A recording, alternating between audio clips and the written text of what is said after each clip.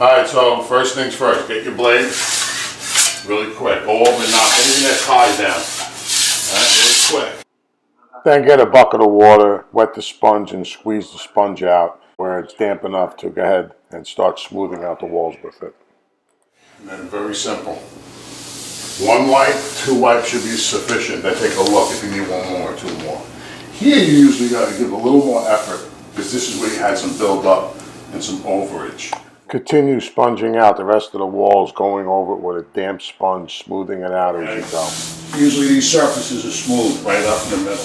These corners you usually got to work with. We are especially interested in this line where it meets the sand finish and the smooth spackle. This here is where you really want to measure it in.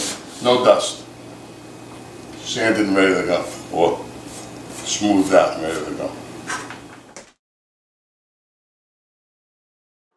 Get yourself a bucket and pour some white paint into it with a brush and go ahead and work directly out of the 5-gallon bucket with a roller. Take a scraper and quickly go over the corner to make sure it's smooth before painting. Apply the first coat of white flat paint to the ceiling. It'll need 2 coats, but the first coat you want to go ahead and thoroughly stretch it out. The main point here is to spread the paint out until it's all laid out evenly.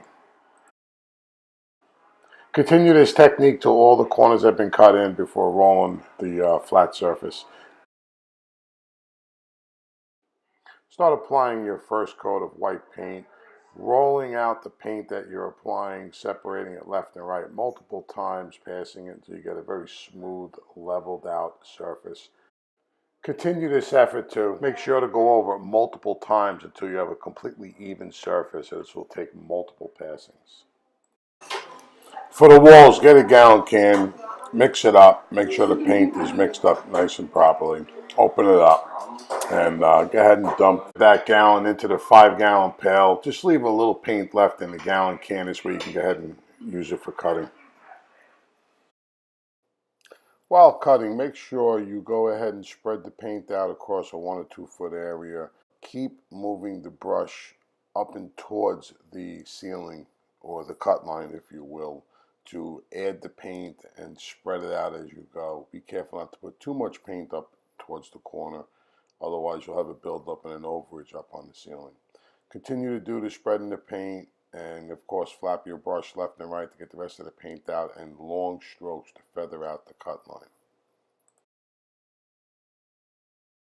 Just as important are the corners. Go ahead and do the same technique and keep going over it in multiple long strokes to smooth the paint out and cover the areas evenly. Once the drywall is cut in, you are now ready to apply the first coat of paint by roller. Get yourself a 5-gallon pail and work directly out of the pail as shown. This will be a very efficient way of maneuvering and manipulating the paint while moving the roller from the bucket to the wall to apply the paint.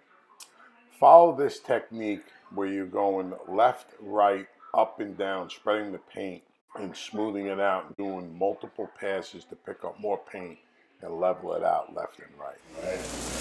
Start in the middle, go left, go right through it and go right. Now you're basically spreading the paint. Now you're going to go back and you're going to continue to spread it. Then you put pressure. This is where you put the pressure. See, now you're going back, pick up more paint. Okay, now put pressure, squeeze it out of the roller. There you go.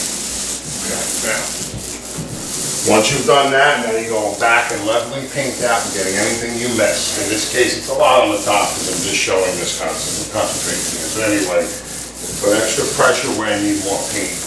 Right there, see that? Okay, now flip the roller. Remember what I said, twist, turn, put the pressure on this side of the roller by turning.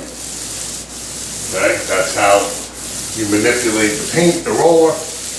Now this is feather coat. Look, start here at one end, go light, and you kind of glide and you feel the way the roll is laying out, and you leave no lines, 0. And that's how it's done. For any questions, just go ahead and put them in the comment box. I'll be glad to help you with any information I have to help you get your project complete. I also have an email address. I can post that into the comment section if you're asking me a question. If this information has helped you, please subscribe to the channel. And of course, like the video if it actually helped you out, and most importantly, please share to support the channel. Thank you.